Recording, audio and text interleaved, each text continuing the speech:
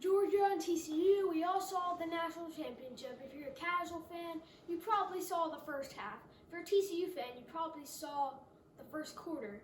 If you're a diehard college football or a diehard Georgia fan, you saw the whole game.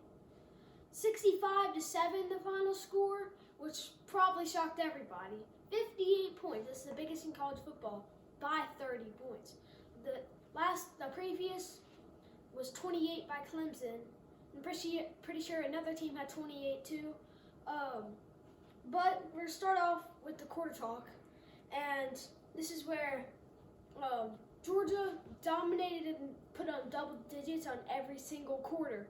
Starting off 17-7 in the first quarter, it was like Georgia put on a touchdown, field goal, 3-and-out fumble. Perfect start for Georgia. You can't do any better. And then TCU has a big explosive play, and they score a touchdown drive.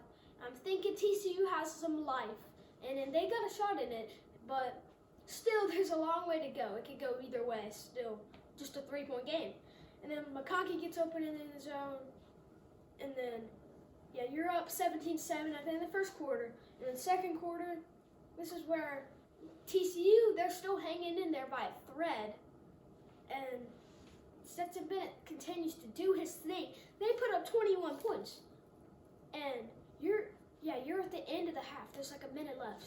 Kendall Milton gets like a 1-yard touchdown, and then Duggan, you are 1st and 10 with about a minute left in the first half.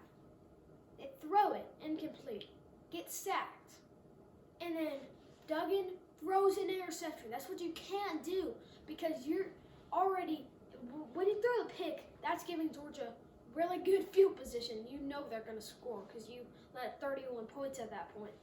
And yeah, if you maybe just run the ball if you're that scared of Georgia. Run the ball and then just punt it.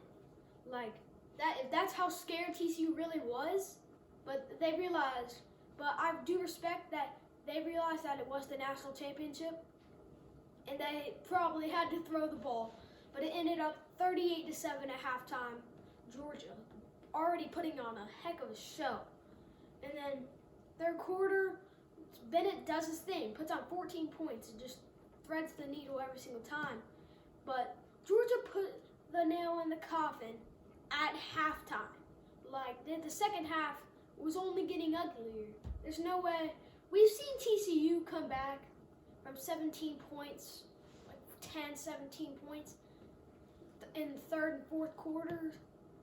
But this is different. This is the national championship. All the pressure's on you. All of it is on you in the national championship. And you're down 31 points against the best team in the country. So Georgia going into the fourth quarter, 52-7. And same thing, you get Stetson out of the game, you get Keeler-Ringo out of the game, you get all your seniors out, and juniors going to the draft. And it was a good moment. And they finished the game 65-7, and a big mess of a blowout. 58 points difference.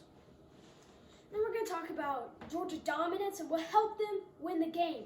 So, yeah, basically turnovers. They had 3 turnovers, and that really helped them a lot. But we saw no sign the whole game, even including backups, that TCU could stop Georgia's offense. That was definitely Georgia's strength in that. Turnovers, I think, is the biggest, in pressure, all the stuff. Nothing went TCU's way. Nothing. And by nothing, I mean nothing. Talk about the next season. Talk about recruiting. TCU, not doing a great job of that.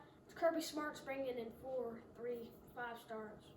Like, the fans have mentioned Georgia's not going to have a good team next year. They're losing all the players in the draft.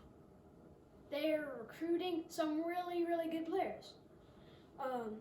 Yeah, so thank you guys for watching this Georgia Wiggins predictions in the national championship. A big blowout, 65-7, and go Dogs.